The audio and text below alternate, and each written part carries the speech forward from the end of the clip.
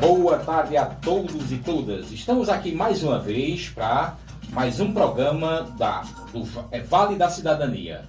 Vale da Cidadania é um programa aqui que é escutado e transmitido, não é, pela rádio Vale do Capibaribe. Então eu gostaria de dar boa tarde aqui a todos e a todas, não é, que estão nos escutando, aqueles que estão também nos seguindo pelas redes sociais. Gostaria também de dar uma boa tarde aos municípios que são alcançados aqui pela rádio Vale do Capibaribe. É o pessoal de Brejo da Madre Deus, de Jataúba, do Congo, de Sumé, de Cochichola, Barra de São Miguel, Riacho de Santo Antônio, Campina Grande, olha, Campina Grande, Queimadas, Surubim, Toritama, Taquaritinga, Caruaru, São Caetano, Tacaimbó, Belo Jardim, Bezerros, Gravatá. Então, esse aí é os municípios que a tradicional e histórica Vale do Capibaribe alcança nas suas transmissões. Eu gostaria agora de dar o boa tarde ao nosso Caleb, não é? Vou começar pelo Caleb. Em seguida, o boa tarde aí para o professor Moisés Américo. Seu boa tarde, professor. Boa tarde, Carlos. Boa tarde, ouvintes. E a companheiro Bosco e a professora Débora. Vai chegar. Companheiro Bosco, boa tarde. Boa tarde, Carlos. Boa tarde, Caleb. Boa tarde a todos os ouvintes do programa Vale da Cidadania, Moisés Américo e a nossa querida convidada hoje, Débora Quete. Com certeza será uma tarde muito interessante. O boa tarde bem especial, que todo boa tarde é especial, mas o boa tarde especial é para os ouvintes, para os seguidores, obviamente, né, nas redes sociais, e para você, professora Débora Quete. O nosso boa tarde é especial, muito especial mesmo. Muito obrigada pelo carinho, Carlos. Boa tarde a todos os santacruzenses e demais cidades que estão aí nos ouvindo.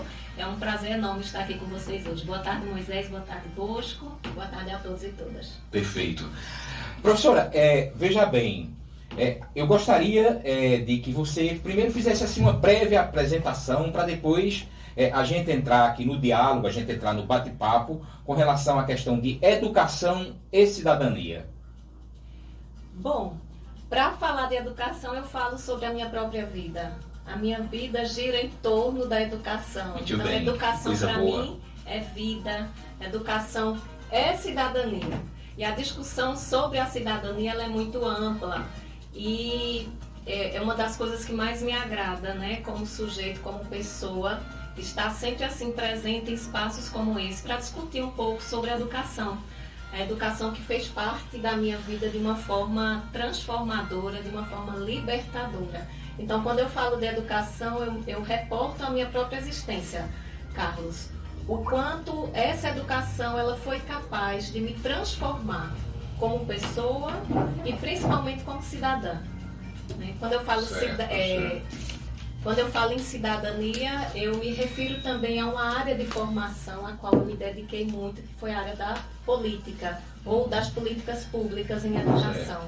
Então, para mim é um privilégio mesmo estar aqui como professora, inicialmente. Eu sou professora por formação, então eu tenho uma formação básica na pedagogia, mestrado e doutorado em políticas e gestão da educação. Então, por ser uma filha daqui, não sou filha da cidade originalmente, né? Eu sou cidadã da Bahia, eu nasci na Bahia quando meus pais... Mas repare, tão longe, né? Ele veio bater aqui. Título de cidadão, recebendo não? Não recebi, mas... o Carlos Boa, os vereadores, né?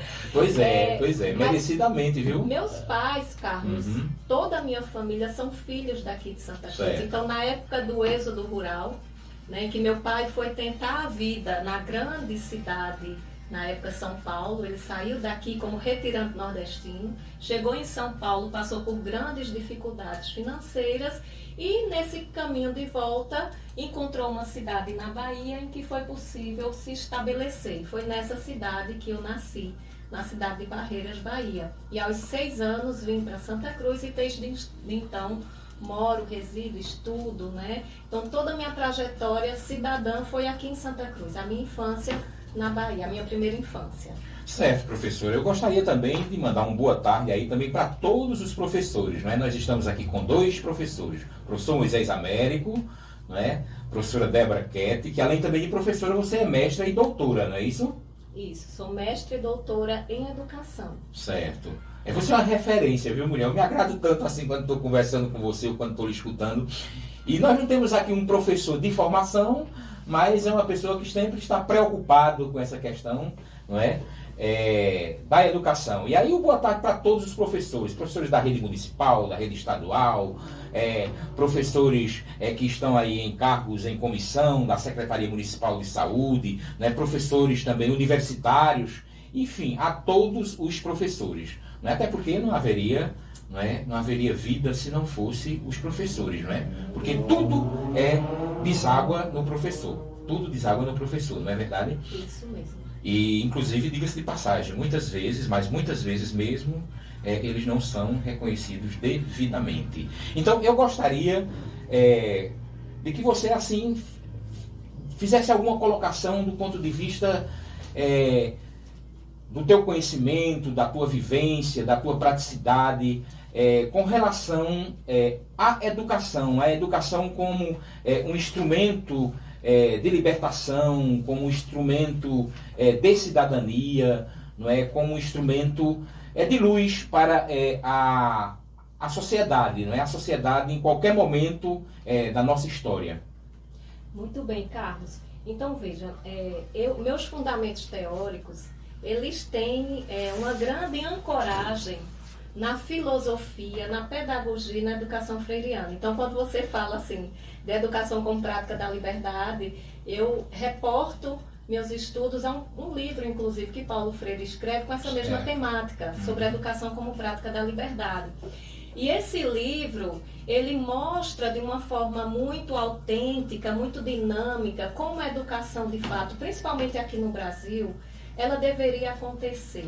Infelizmente, até hoje, nós não tivemos, de fato, uma educação pautada nesses preceitos freirianos, no seu currículo, na sua estrutura, no seu planejamento, na sua organização e principalmente na sua gestão. Porque a gestão ela tem uma importância fundamental para que a educação, de fato, aconteça com qualidade. Porque é nesse processo de gestão em que a gente vai pensar sobre os problemas da educação, vai analisar, vai refletir junto com a comunidade, junto aos professores, junto aos estudantes, para saber quais os caminhos mais importantes e necessários têm que ser feitos, né? E um dos livros, que é esse livro que fala, né, sobre a educação com prática da liberdade, foi escrito por Paulo Freire ainda quando ele estava no exílio, lá no Chile, e também nos intervalos dele, quando era preso aqui no Brasil. Foi muito perseguido durante a ditadura militar. Nesse livro ele traz à tona uma questão que é muito interessante, que são os círculos de cultura. Né? Então esses círculos de cultura é como se ele versasse sobre a escola. A escola que eu penso, que escola seria? Então seria uma escola em que a gente partisse da necessidade e da realidade daquela comunidade, daquela cidade. Nós somos um município muito específico, a gente tem uma peculiaridade que se diferencia dos demais. Então, é necessário a gente pensar numa educação voltada para as necessidades aqui do município. E, a partir disso, atingir essa perspectiva mais global de educação. Certo. Então, é necessário partir das nossas necessidades, né? E Paulo Freire, ele nos ensina muito a respeito disso.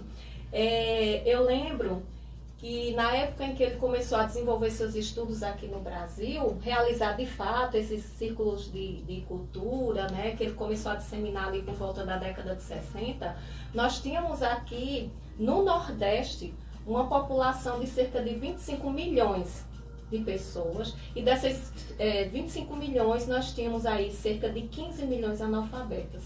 Você já pensou nesse contexto, Carlos? O quanto a gente vai levar de tempo para pensar sobre essa educação que ficou tão resumida a esse processo ainda autoritário, escravocrata, né, colonial. Então a gente vai levar muito tempo para quebrar essa estrutura, né?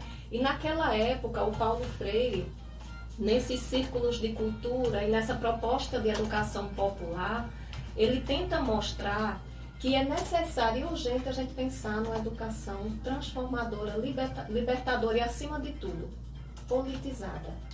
Mas o que seria assim mesmo essa questão politizada, né? Porque as pessoas muitas vezes têm uma compreensão deturpada de política, do termo politizado, de fazer política. Como seria mesmo na cabeça de Paulo Freire e dos seus seguidores, a seu exemplo, como você é uma seguidora do Paulo Freire, essa questão de uma educação politizada? Porque aí o cabra pode entender lá do outro lado, não, aí você vai fazer construir uma educação politizada, com política, com partido, com não sei o que, aquela coisa toda. Mas o que seria mesmo isso, assim? Excelente pergunta, Carlos Lisboa. Eu sou professora universitária. Certo. E quando eu uso esse termo pela primeira vez na minha sala de aula, que a gente tem que politizar os sujeitos, os estudantes que estão ali em sala de aula, muitos remetem a essa política partidarista que nós conhecemos. Certo. E que é muito efervescente, principalmente aqui em Santa Cruz. A gente tem uma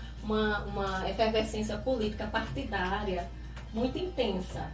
Bem diferente daquela política, por exemplo, que nós estudamos, o sentido real de política. Então, se você quer compreender o que é política, a gente tem que recorrer, no mínimo, aos clássicos da política. Então, se você pegar ali somente Maquiavel, Rousseau, né, e Hobbes, então você já vai ter uma noção do que seria essa política que eu estou falando. Certo. Né? Porque a partir dessa concepção de política é que a gente pode se posicionar como cidadão, já que o programa trata muito dessa questão da cidadania. Isso, perfeito. E é muito importante a gente saber o que é cidadania, sabe, Carlos? Certo.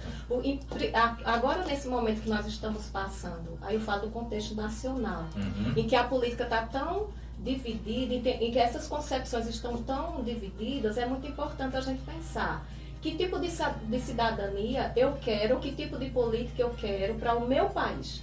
Eu quero aquela cidadania ou aquela política que o Hobbes já defendia nos escritos dele, verticalizada, em que o poder está centrado na mão de uma pessoa, de um mandatário. Por isso que ele defendia a monarquia, né? Ele defendia que tinha que ter um representante do Estado, esse representante seria o rei e a monarquia seria o melhor regime político para a sociedade, porque seria mais fácil de resolver, que era apenas uma pessoa mandando Certo. e as outras obedecendo. Ou você quer um tipo de cidadania ou uma política pautada, por exemplo, nos preceitos de Rousseau, né, em que eu concebo essa cidadania, eu concebo esse Estado, eu concebo esse poder a partir das necessidades do povo. Ou seja, vai muito de encontro com o que diz a Constituição no artigo 1º, em que o poder emana do povo, né? Então, o Rousseau ele já tem essa perspectiva mais democrática. Então, eu acredito que a gente tem que partir dessa discussão para pensar o que é política. Que tipo de política ou de cidadania eu defendo? Eu, como professora, eu defendo essa política republicana, democrática, em que trabalha toda a sua legislação, todo o seu poder a partir das nossas necessidades. Quando eu digo nossa, é do povo. Né? Não é aquele povo inexistente que Paulo Freire critica nas suas obras. Ele diz que o povo na época, né, da década de 60 não existia. Não era povo, porque para você ser povo, para você ser sujeito, você precisa ser cidadão. Isso. E quando você tem esses direitos tirados de você, então você deixa de ser cidadão. Você não é Deixa povo. de ser povo, torna-se massa, seria isso, de manobra? Torna-se massa de manobra, né? Uma pessoa que serve como um fantoche para esses políticos que têm esse poder que foi transferido a partir desse contrato, né? O contrato social também já remonta a Rousseau. Então, é uma discussão que precisa ser muito bem trabalhada, inclusive nos nossos representantes, viu, Carlos? Certo. Porque a gente tem aí um índice muito alto de representantes que foram escolhidos por nós, que não detêm o mínimo de concepção ou de conhecimento sobre o bem público, sobre o que é Estado, sobre o que é política.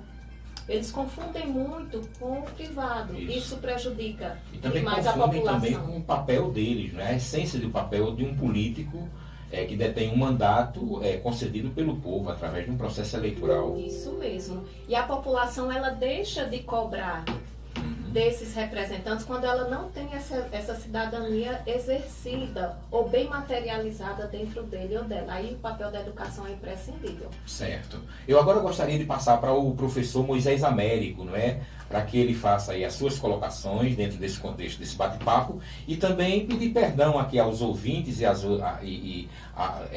pessoas em geral, porque hoje não vamos ter a rede social, né? Ou seja, não estamos transmitindo. Explica direitinho aí, Moisés, assim, rapidinho, também essa questão aí, e como é que você vai minimizar essa situação em seguida, porque é um momento muito importante, esse da presença da professora Débora Ketti aqui na Rádio Vale do Capibaribe. Lamentavelmente, a gente chega aqui no estúdio e não tem a disponibilidade, né?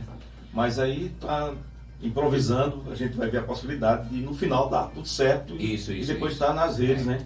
Do Entre Amigos, a participação de Débora Ketti aqui. Então é uma pena, a gente chegou aqui já no horário mesmo de começar e houve aí um problema técnico. Que um problema técnico, não é uma coisa de resolver, mas deficiência da quem rádio. Quem está acompanhando acompanhando pelo rádio, né? Então a gente faz a transmissão de forma simultânea, tanto pela emissora, nas ondas do rádio, mas também pelas redes sociais. Infelizmente hoje não vai ser possível acompanhar ao vivo. Eu estou gravando e a gente espera que dê tudo certo aí no final e depois ela vai soltar nas redes sociais. Isso. Perfeito. Mas aí, Débora, você deu destaque à figura de Paulo Freire na tua fala. E aí eu queria ver com você que você colocasse aí, por exemplo, Paulo Freire, 100 anos foi celebrado, muitos eventos, mas aí que você trouxesse aí destaque para a questão dessa validade do pensamento de Paulo Freire nos dias de hoje. Então, muita gente critica Paulo Freire e quando a gente percebe assim, de uma falta de conhecimento que só atesta a estupidez de quem faz essa crítica a Paulo Freire. Mas eu queria que você descrevesse aí o papel de Paulo Freire como referência para a educação nos tempos de hoje, ainda no presente. Moisés, eu acho tão interessante quando a gente começa a discutir, né? E a gente nem deve culpar assim, as pessoas que pensam que Paulo Freire é isso, aquilo, não teve nenhuma serventia para a educação, porque de fato elas não tiveram acesso intenso ao conhecimento, a educação foi de fato libertadora, né? E para os tempos atuais, Paulo Freire é imprescindível, porque veja, em todo esse movimento que está acontecendo, né, na política nacional, nós temos percebido a grande mácula que está sendo lançada em torno da democracia. Então, Paulo Freire seria ou é um dos principais teóricos que discute a importância dessa democracia, e principalmente no nosso país, porque quando ele faz o estudo do Brasil, ele não vai buscar dados lá fora. Então, ele vai mostrar que todo esse contexto que eu apontei na fala anterior de analfabetismo, de não participação, de não conscientização, de não cidadania, de não povo existir como jeito, como cidadão, como pessoa, parte muito desse regime que nós tivemos autoritário, não só durante a ditadura, mas bem antes. Então, Paulo Freire ajuda a explicar algumas questões e a encontrar caminhos. Por exemplo, ele quando fala de democracia, que é um tema que eu acho que é muito atual, Moisés, e na educação a gente tem que estar todo o tempo relembrando isso, a importância da democracia. Ele vai dizer que não existe outro caminho a não ser o democrático. Por quê? Porque é nesse espaço, nessa perspectiva democrática, que nós, enquanto sujeitos, vamos participar dessa política, vamos participar da elaboração dessas leis.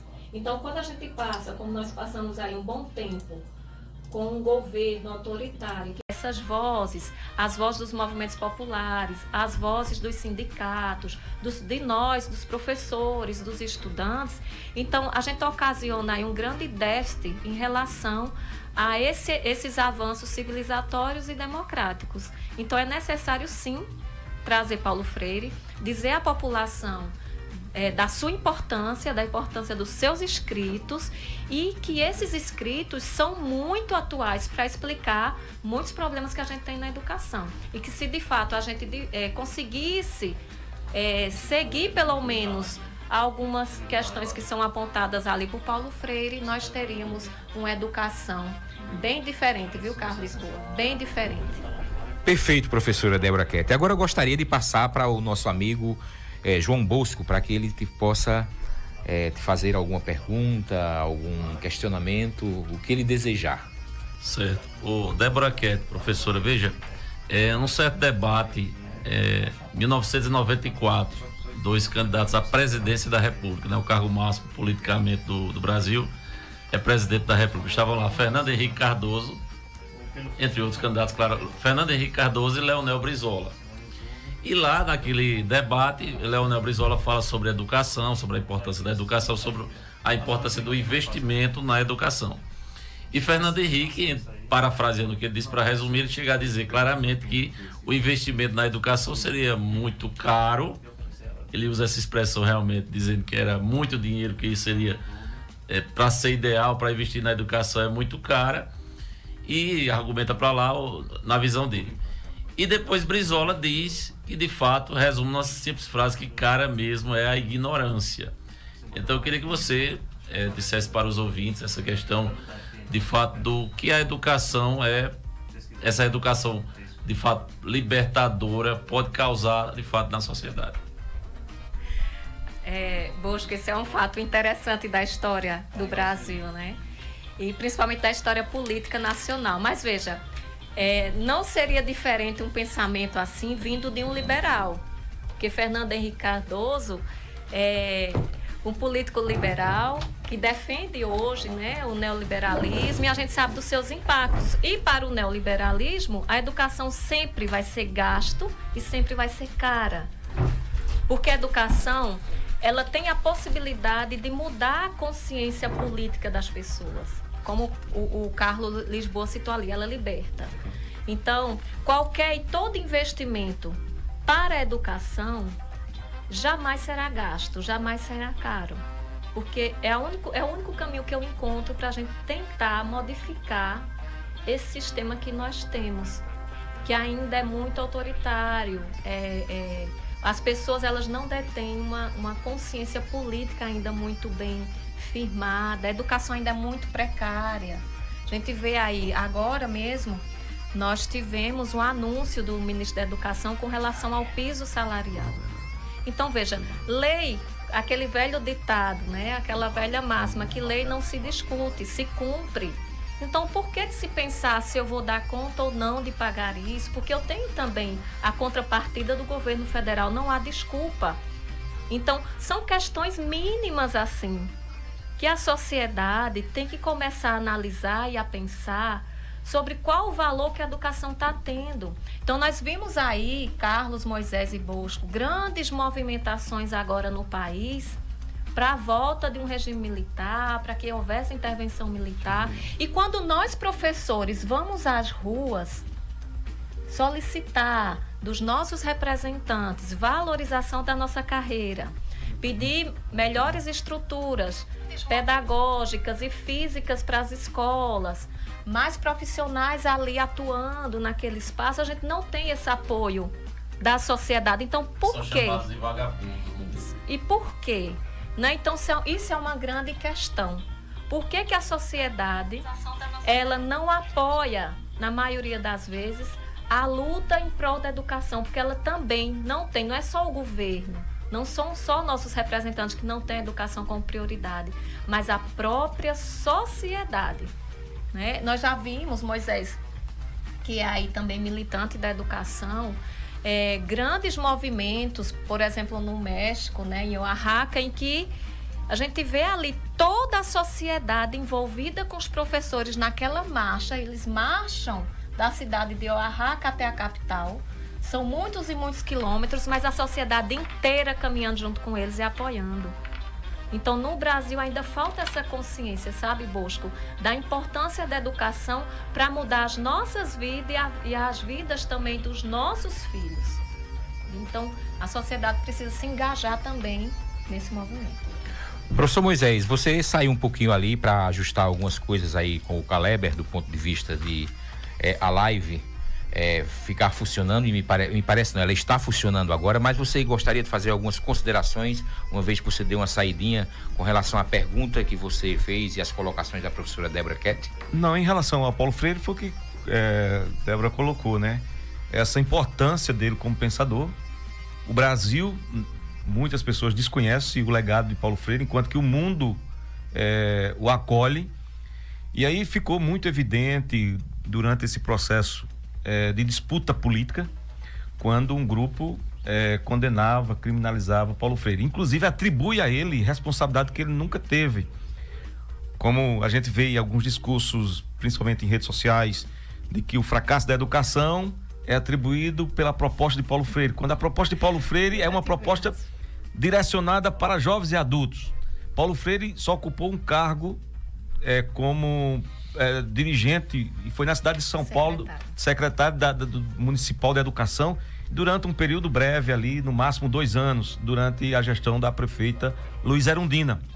Mas ele pensou determinados projetos dentro da cidade de São Paulo e depois foi substituído pelo chefe dele, né, o adjunto dele, que nada mais menos do que Sérgio Cortella.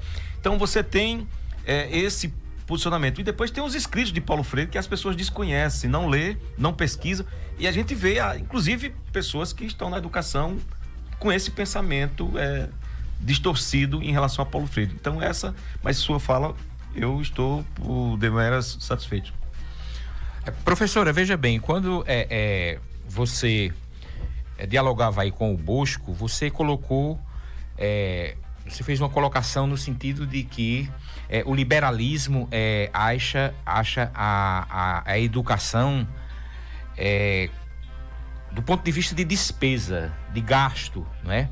E a gente tem historicamente aí uma luta, não é? E que essa luta foi desenvolvida pelos professores no que se concerne à questão da garantia do piso salarial destes, não é? Uma luta deles mesmo, não é? E isso hoje é lei, não é?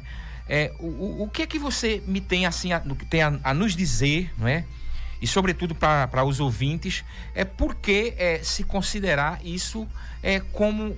Porque o poder público, não é? Porque os políticos, porque os poderosos, né, consideram isso como despesa e não como investimento. Você vê, por exemplo, nós temos a Confederação Nacional dos Prefeitos, não é? E a Confederação Nacional dos Prefeitos soltam sistematicamente, nesse período prévio, a questão de se garantir o piso salarial a cada exercício, de que isso é uma coisa inconstitucional, e coloca uma série de dificuldades. E assim também segue esse rito, essa orientação da entidade maior dos prefeitos do Brasil, os prefeitos da maioria dos municípios, não é? Inclusive aqui em Santa Cruz, historicamente. O que é lamentável, né, Carlos Lisboa? Bastante, não é? Bem lamentável. E assim, e é inaceitável quando vem dos nossos representantes esse discurso. Porque nós temos aí algumas práticas que são desenvolvidas no poder público quando se pensa no aumento dos salários dos seus governantes.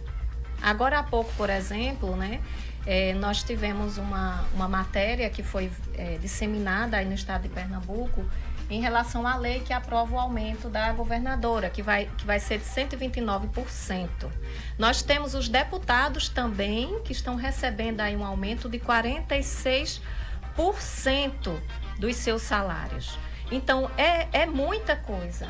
E quando os professores, eles vêm ali durante um processo muito longo de desgaste, né? O Cristóvão Buarque foi quem criou a lei do piso, e ela é aprovada.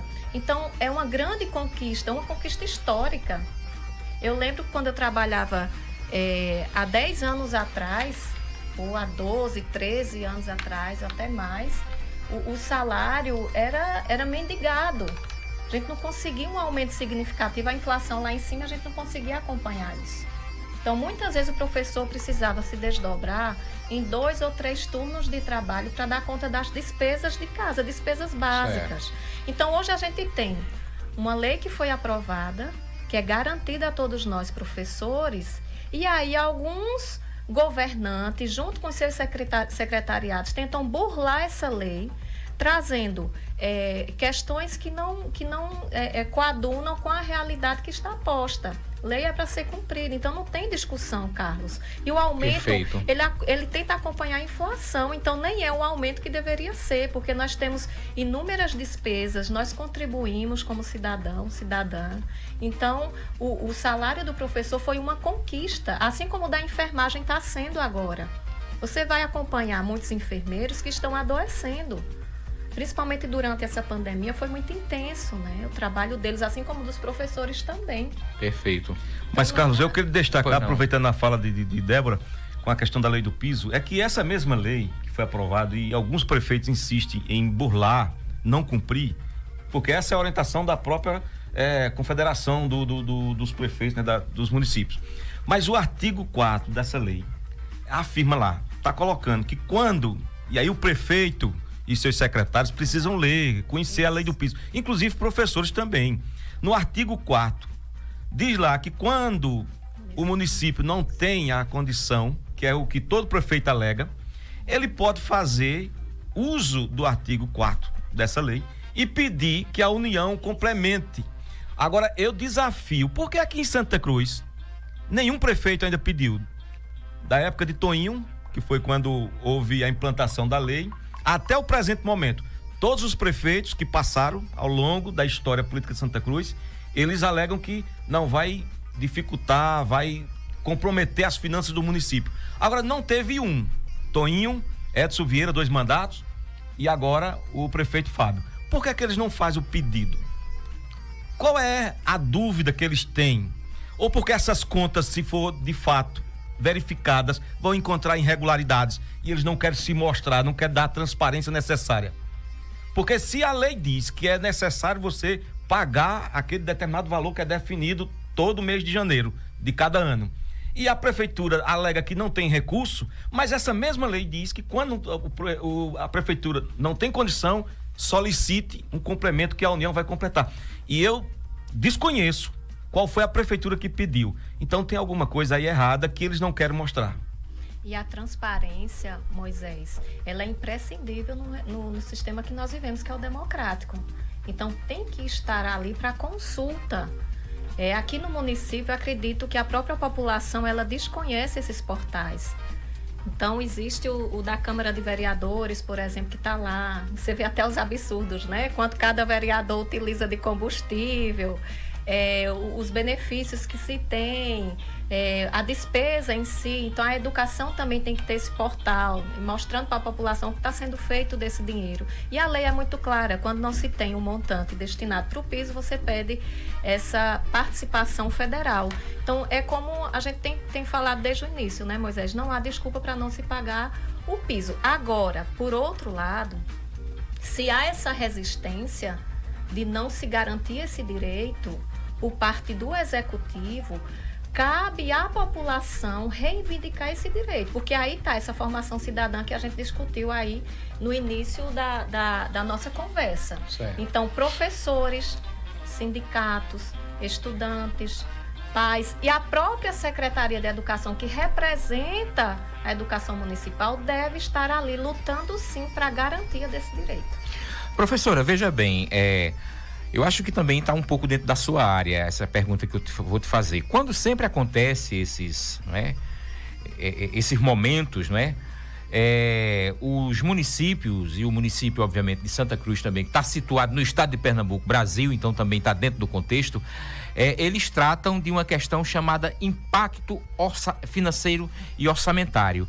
E nunca esse impacto financeiro e orçamentário vem feito de tal monta pelas empresas que prestam assessoria financeiras e contábeis às prefeituras, ele nunca vem de tal monta que haja uma luz e haja uma perspectiva para o professor. É só aquela questão, a folha vai ficar pesada, nós vamos ultrapassar o limite prudencial determinado pela Lei de Responsabilidade Fiscal. Ora, mas que coisa é essa? Não, me permita o termo aí, os ouvintes, você também, professora, o nosso amigo e companheiro Uziel, que chegou aqui, seu esposo, Moisés, Caleb, o Bosco. Isso não é assim uma forma de... É uma trama, não? Uma forma de maquiar as coisas? Eu não sei, assim, porque é danado, não é? Porque só cai no espinhaço do trabalhador, e dentro desse contexto específico, em tratando-se em educação, só cai no espinhaço dos professores. Isso, o professor, ele não é valorizado. pelos seus representantes, e um pouco pela sociedade.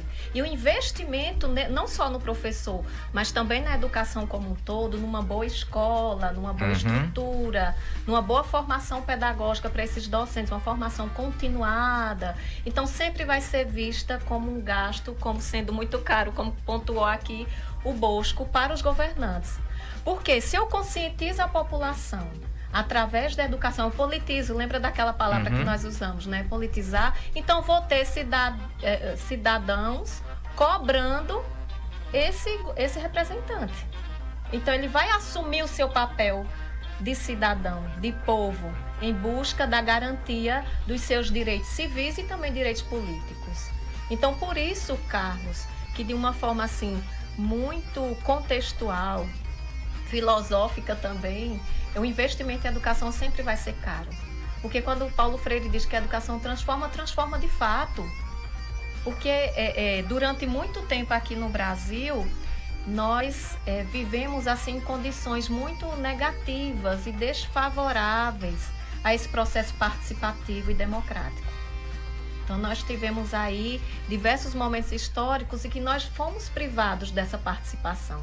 Então, se a educação ela te mostra os caminhos para você atuar como cidadão naquela comunidade, naquela cidade, então, de fato, para alguns representantes isso não interessa. Então, vejamos só. Então, se o prefeito não exercita o que está posto na lei, não é? Se o prefeito também não exercita o que também está posto na lei, que se trata da questão do princípio da transparência, ele não exercita o princípio da economicidade na sua gestão, ele não exercita o princípio da eficiência na sua gestão, não é? E aí não desenvolve uma receita satisfatória. Mas aí eu me reporto agora ao professor Moisés. Então está validado, mesmo o prefeito está posto, mesmo o prefeito, qualquer ele que seja, dentro dessas considerações que acabei de colocar, não há justificativa, porque pelo que o professor Moisés acaba de colocar, a lei prescreve de que o Estado maior, o ente maior, pode ajudar. Isso, ele complementa na ausência dos recursos. Então, eu fiz os cálculos. Eu não tenho como município, né? O município não tem condições de arcar com toda aquela despesa, ele pede essa complementação. Mas, para isso, ele tem que provar também, por A mais B, que não tem recurso para isso. Então, talvez o que o Moisés trouxe ali de reflexão pode ser um caminho para a gente pensar. Por que é que os prefeitos, eles não pedem o apoio federal para complementar? Mas não pede, eu vou dar alguns exemplos. Não pede porque quando você vai buscar a folha, você tem uma quantidade grande de pessoas que estão ali pendurado sem concurso público. Porque para atender a necessidade de um vereador que utilizou aquele indivíduo como cabo eleitoral. Então, esse indivíduo muitas vezes está na folha e não trabalha, é um fantasma.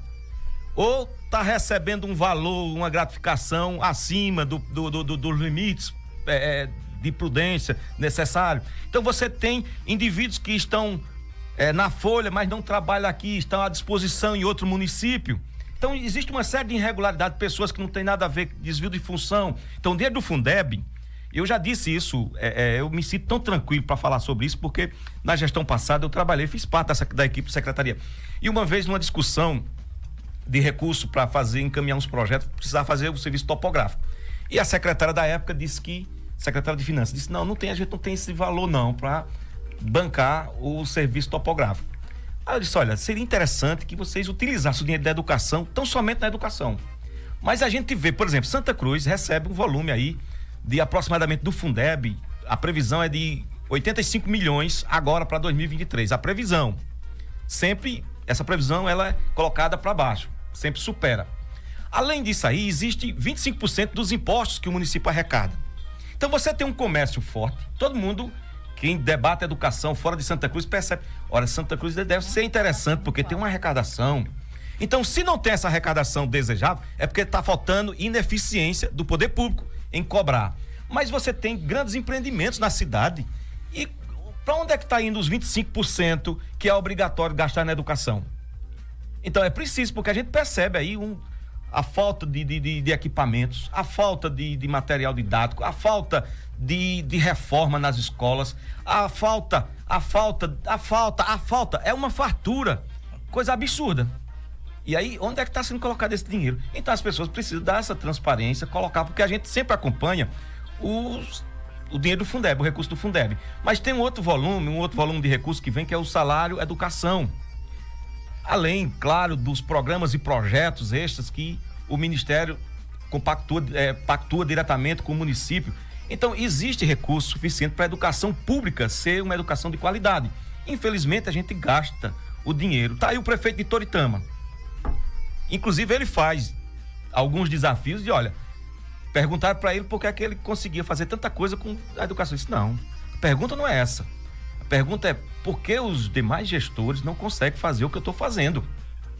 Ele colocou isso. Recurso tem.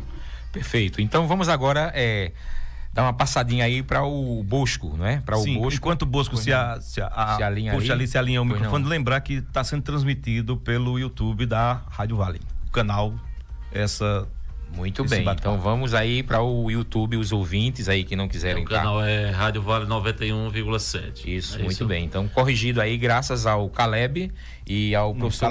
Caleb. E você não, mas você foi um ajudante, você foi um ajudante. Eu vou fazer uma pergunta, mas só uma questão interessante também, que todos os prefeitos pontuados aí por Moisés, quando os professores os chamam para aquelas oitivas, né, aquelas conversas lá durante a campanha, os que vão, né, alguns não vão alguns candidatos na época da campanha não vão para responder às perguntas dos professores, né, mas os que vão, todos eles dizem que vão obedecer todas as regras e leis que os professores têm direito. Ô Débora, mas minha pergunta não é em questão a isso, é uma questão mais de forma, de fato, vamos dizer assim, pedagógica mesmo, numa questão que talvez algum ouvinte nosso nessa tarde esteja questionando assim, por exemplo, uma questão que tem muito no Brasil, tem crescido isso, de gente que diz assim, mas no meu tempo, quando eu estudava, as pessoas se apelidavam, não é? Se apelidavam, vamos usar esse tema, abusavam uns aos outros, no sentido de zombar mesmo, de dar um apelido a alguém. E nem por isso havia inimizades, a gente brincava, depois a gente conversava normalmente, enfim. E de fato, de uns tempos para cá, com essa questão até emancipatória também, na questão da pedagogia, a escola também passou a explicar essa questão mais, inclusive o termo bullying ficou mais claro, né? E tem muita gente que acha isso uma bobagem. Se você conversar com várias pessoas, essa semana mesmo eu conversei com um rapaz, ele disse exatamente dessa forma. Eu morava em São Paulo e no meu tempo, quando eu era criança, me apelidava de tal coisa, eu não ligava. E eu apelidava fulano de tal coisa, não existia isso. Então eu queria que você mostrasse para as pessoas, explicasse para as pessoas a importância da escola nesse sentido. Não só, lógico, na questão do bullying, mas na questão, por exemplo, do machismo, do racismo, não é? Onde, de fato, antigamente o racismo era bastante claro e talvez a escola não tenha esse papel de combater isso. E hoje, pelo menos, é uma diretriz que tem que ser dada aos professores, né, evidentemente, de os professores poderem ajudar os seus alunos a combater o racismo, explicar para eles o que é isso, para levar para a sociedade. Muito bom, Bosco. E uma discussão também muito atual, que nós temos visto isso de uma forma bem intensa, não só no nosso dia a dia, mas principalmente nas redes sociais, que agora virou um instrumento de ataques, né? E etc. Então, já que a gente falou muito em Paulo Freire, só para destacar, para poder responder sua pergunta, Paulo Freire, ele propõe uma educação que passa, né, por essa transitividade de uma consciência ingênua para uma consciência crítica. Então, esse é o primeiro ponto. Por isso que a educação é importante. Você diz assim, qual o papel da educação? Seria tentar fazer com que o sujeito saísse dessa ingenuidade de achar, por exemplo, que quando eu era há muito tempo atrás, o meu consciente diz assim, há muito tempo atrás me apelidavam, meus pais me batiam, me surravam, e tá tudo bem, eu já tô aqui um sujeito, né, sou direito, pago minhas contas e tal. Isso é o que seu consciente diz. Porque o nosso inconsciente, ele tá muito machucado. E muitas coisas que a gente faz no dia a dia corresponde a essas violências simbólicas que nós sofremos na nossa infância e que respondem na sociedade com algumas ações, com algumas práticas que nós realizamos ali. Então, é muito importante a gente pensar que essa questão do bullying, do racismo, como você pontuou, da homofobia também, que está sendo muito crescente, ela precisa ser combatida na escola, Bosco. Precisa. E não existe essa história de dizer, quando eu era, na minha infância, eu sofri muita violência física, verbal e tal, isso não me impactou. Impactou sim. E a gente vai descobrir isso depois lá nas terapias da vida, o quanto nós fomos impactados por esse bullying que sofremos, por essa violência cometida por nossos pais. Então, por isso que hoje a gente tem até um movimento que é contra os direitos humanos, porque defende justamente isso aí que você trouxe, de que é importante exercer a violência, o autoritarismo, para que o sujeito se forme gente. E aí, de repente... É um absurdo. E, de repente, quando você faz estudos como o que eu fiz na Escola da Ponte, onde nós não temos essa perspectiva autoritária presente, pelo contrário, é um espaço, inclusive, que não há paredes, né? Os estudantes, eles não têm um professor que é o único detentor do conhecimento e vai ali para dar aula. A aula é o contrário, os alunos é quem organizam as aulas, é quem traz a discussão, as temáticas. Então, você bate de frente com esse sistema.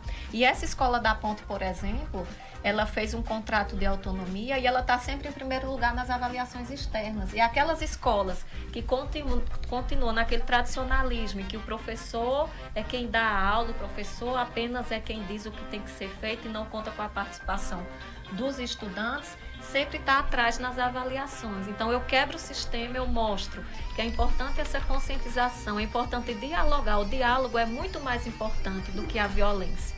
Ô, Keti, tua experiência em relação a esse exemplo que você traz da Escola da Ponte, qual seria o número de alunos por professor? Tu tem ideia? Lá não existem salas de aulas, né? Por professor, não tenho 20, 30 alunos por professores.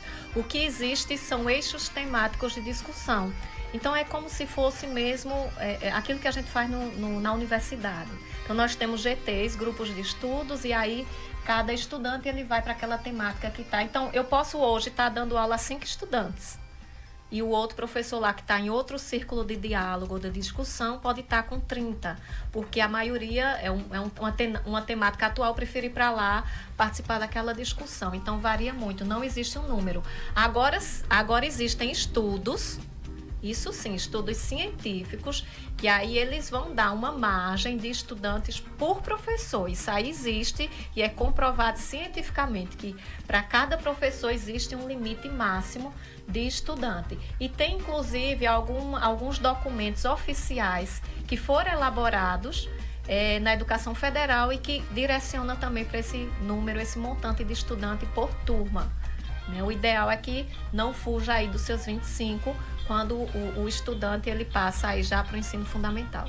Porque hoje nós temos uma situação agravante, por exemplo, aqui em Santa Cruz, o número elevado de alunos por sala de aula e, ao mesmo tempo, uma política de inclusão do aluno especial dentro desses espaços também. Então, para o professor atender tanto 2, 3 alunos especiais e, ao mesmo tempo, um número elevado de até 40 ou mais alunos numa sala. Então, fica praticamente inviável essa prática, para que a aprendizagem, né, aconteça ocorra. Assim.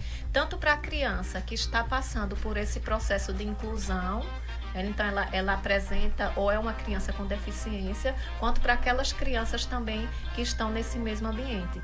Então, a lei, ao mesmo tempo, eu sou muito favorável à inclusão, muito favorável. A gente tem que colocar essas crianças sim junto com as outras, a criança com deficiência, porque ali ela vai ter um contato social maior, ela vai avançar em muitas questões e aí ela vai desenvolver muitas habilidades que não desenvolveria se tivesse, por exemplo, em escola especial. Eu não sou a favor das escolas especiais. É espaço de segregação, né? Isso, sou totalmente contra. Agora, a lei, ela incentiva a inclusão, esses espaços de inclusão, e também que haja um profissional para estar ali durante toda a aula junto com o professor, para que aquela criança ela tem um acompanhamento específico da sua área, com alguém que está, de fato, preparado para acompanhar aquele estudante. Então, é necessário, além do professor, que existam também os especialistas, então, e que não ultrapasse também esse número, porque se eu tenho alguma criança com deficiência, existem vários tipos de deficiência, então eu preciso daquele especialista para estar trabalhando junto comigo,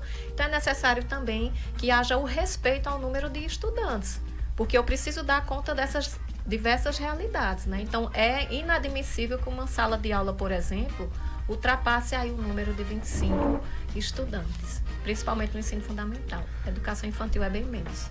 Professora Débora Ketti, veja bem, nós tivemos aí um desgoverno, vamos assim dizer, não vamos dizer um governo, né? Um desgoverno durante esse período de 4 anos do inominável, não é?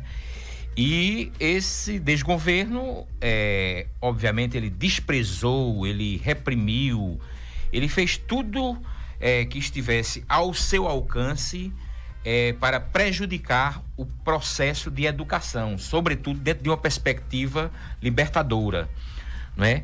E aí, então nós temos aí um novo presidente da República, certo? O Luiz Inácio Lula da Silva, aí com o ministro, não é? Na área da educação. Esqueci o nome dele agora, me digam aí. Camilo Santana. Camilo Santana. Qual é a sua perspectiva, qual a sua análise no que se diz respeito à questão da educação de forma geral, a partir desse novo governo que acaba de se estabelecer no Brasil? Essa seria uma pergunta. E aí eu queria uma outra também, vai dar para fazer as duas. Eu tenho aqui um ofício subscrito por 4 vereadores, o Emanuel Souza Ramos, o Gilson Julião, o José Vando Bruna e o José Soares Correia. Esses vereadores, em razão dessa proximidade, não é? Dessa proximidade não, desse exercício já da questão do piso, eles solicitam ao sindicato dos professores aqui no município de Santa Cruz do Capibaribe, o Sinduprom, que, diga-se de passagem, um sindicato respeitável, de luta, não é? Uma reunião para um diálogo, para eles terem assim um certo conhecimento e inclusive até se posicionar a partir desse conhecimento, não só por parte do Sinduprom, mas também por parte da prefeitura, do prefeito, do financeiro da prefeitura, da Secretaria de Educação, no que concerne a questão do piso salarial dos professores. O que é que você acha de uma iniciativa dessa natureza? Não é uma coisa que não é muito comum. O que é que você tem a dizer do papel do vereador dentro desse contexto específico e dentro do contexto mais abrangente do ponto de vista da educação em nível municipal? Carlos, vamos então para a primeira questão. Então, nós passamos aí anos nebulosos de desmonte da educação. Não sei se vocês acompanharam esses 4 anos, mas para muitos professores, para muitas instituições, principalmente a de ensino superior, então foi um grande desafio. Viver sem ter investimento, sem ter recurso para se pagar as despesas. Não tivemos nenhum, ou quase nenhum, investimento na área de pesquisa. As pesquisas pararam no Brasil inteiro. Nós tivemos estudantes, bolsistas de mestrado, doutorado e pós-doutorado, tendo que retornar para o país porque as bolsas foram cortadas. Então, imagina você fazer uma pesquisa. E quando eu falo pesquisa, vai desde a área da saúde, a social, educacional e etc. Então, questões seríssimas, né, de controle, de vacinas, de medicamentos, estavam ali à tona, em desenvolvimento, e de repente separa tudo aquilo. Eu tenho um amigo, por exemplo, que ele faz estudos específicos sobre o HIV, lá na Alemanha. Então, a parceria Brasil-Alemanha, e ele teve que voltar, porque a bolsa foi cortada, e um estudo que estava prestes a descobrir alguns caminhos para a cura do HIV. Então, são esses estudos. Quando eu falo de pesquisa, o pessoal diz, o que é pesquisa? Então, pesquisa é teu dia a dia. A própria vida, você vai numa farmácia, quantas pesquisas foram feitas para que você tivesse acesso a um medicamento que curasse a tua doença? Na educação também não é diferente. Então, nós passamos por anos nebulosos, né? Eu, como professora, e também como cidadã brasileira, fiquei muito feliz com a vitória do novo presidente, porque eu acredito que o período em que ele passou na presidência, ele valorizou demais a educação. É tanto que a gente está falando do piso. O piso foi criado nessas gestões. A gente está falando de... Eu fui bolsista de mestrado e doutorado. Veja, uma filha de um caminhoneiro e de uma costureira que jamais teriam condições de me manter fora do Brasil estudando, estava lá, nordestina, estudando com os melhores professores da área de políticas educacionais do mundo. Então, que outra oportunidade eu teria isso, né? se não fosse por uma bolsa disponibilizada pelo governo federal e também na época o estadual. Então, é só para a gente pensar esses cortes, sabe, Carlos? Do certo. que era antes e o que é agora. Então, agora eu acredito que novos ventos virão e que a gente vai dar conta disso. Perfeito. Vamos para o segundo momento agora, então. E com relação ao que você falou aqui, né, desse ofício e tal, então, veja, eu acho que não é a questão de se entender o que é o piso, sabe, Carlos Lisboa? Certo. Talvez eles tenham chamado para ter um conhecimento maior e tal, mas eu acho que eles devem, de fato, fazer a lei ser cumprida e não chamar ainda para discutir, é cumprir a lei, né? E o papel dele é esse. Que a lei seja cumprida e que o gestor municipal, o executivo, garanta esse piso salarial aos professores. É esse o papel do vereador. Ele não tem que chamar o sindicato para discutir isso e aquilo. A não ser que ele, por falta de conhecimento, eu quero estudar, mas ele poderia fazer isso à parte e se juntar ao sindicato. Mas eles provocam mais assim para terem conhecimento de como anda essas relações, agora, nesse momento, de discussão de piso entre o sindicato e o poder executivo. Tá entendendo? Quer saber como é que anda o processo? O processo, o que tem sido discutido, como é que as coisas estão andando, como é que as coisas estão caminhando. Mas, Carlos, basta eles pegarem a live lá daquela sabatina do prefeito com os professores. O prefeito garantiu que chegava janeiro, o que o governo federal decidisse estava resolvido, não ia ter discussão não. Será que o prefeito desconhece ou ele está afirmando uma coisa hoje, está negando outra amanhã? A palavra do cristão, segundo a Bíblia, é sim, sim, não, não. O que procede disso aí procede do maligno, é o que afirma as escrituras. Já que o prefeito conhece tão bem as escrituras, então precisa reafirmar ou pelo menos colocar em prática o que afirmou durante a campanha eleitoral. É isso.